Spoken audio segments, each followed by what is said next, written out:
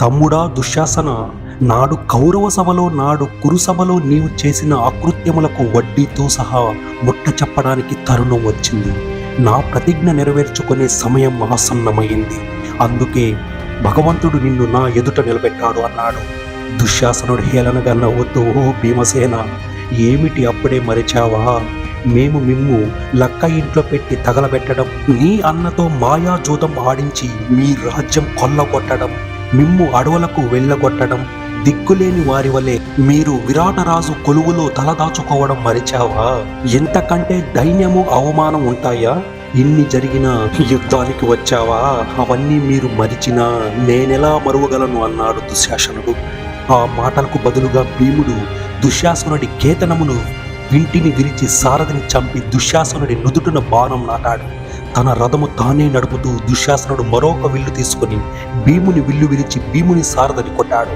భీముడు మరొక విల్లు తీసుకుని దుశ్శాసనుడి శరీరంలో 50 బాణములు నాటాడు. వెంటనే దుశ్శాసనుడు భీముని రథాశ్వములను చంపాడు. భీముడు తన గద చేతపట్టి రథము మీద నుండి కిందకు దూకి దుశ్శాసనుడి రథము దగ్గరకు వచ్చి రథాశ్వములను చంపి రథమును విరిచాడు. దుశ్శాసనుడు కూడా గద చేత పట్టి తటాలున రథము దిగి భీముని మీద తోమరం వేశాడు. భీముడు ఆ తోమరాన్ని విరిచాడు. దుశ్శాసనుడిని దగ్గర నుండి చూడగానే తాము 13 ఏళ్ల పడిన పాటు గుర్తుకు వచ్చి కోపంతో రగిలిపోయాడు. నాడు కురుసభలో తాను చేసిన ప్రతిజ్ఞ గుర్తు వచ్చింది. తన బలం అంతా కూడబెట్టుకుని దుశ్శాసనుడి తల మీద బలంగా మోదాడు. ఆ దెబ్బకు కింద పడిన దుశ్శాసనుడి మీద పడ్డాడు భీముడు. దుశ్శాసనుడి మెడ మీద కాలు పెట్టి నలుపుతూ, ఒరే దుశ్శాసన, నాడు కురుసభలో మమ్ము అవమానం చేసింది చాలక చావడానికి నన్ను వెతుక్కుంటూ వచ్చావా? ఈ రోజు నీ చావు తప్పదు అంటూ దుశ్శాసనుడు గొంతు మీద కాలు పెట్టి తొక్కుతుంటే ఉభయ సేనలో భయాభ్రాంతులతో చూస్తూ దూరంగా పోయాయి. భీముడు దుశ్శాసనుడి శరీరాన్ని పైకెత్తి పట్టుకుని గిరగిరా తిప్పి నేలకేసి బాదాడు. దుశ్శాసనుడి శరీరాన్ని కాలితో ఎగిసి మోదసాగాడు. దుశ్శాసనుడు మెడ మీద మోకాలు పెట్టి అదిమి పైకి లేచాడు.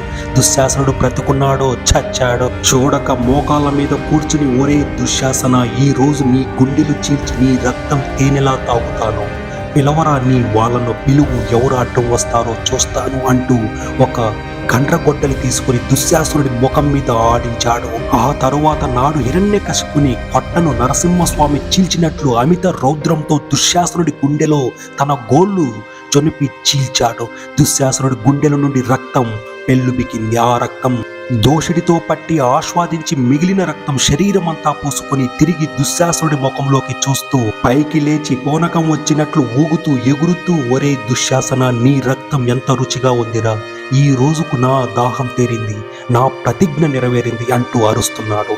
గంతులు వేస్తూ భుజాలు చరుచుకుంటున్నాడు. అతడు మానవుడా రాక్షసుడా అని అక్కడ ఉన్న వారి భ్రమ కలిగి శిలా ప్రతిమల వల్లే నిలిచారు. భీముడు పైకి లేచి నిలిచాడు. శరీరం రక్తమయమై ఉంది.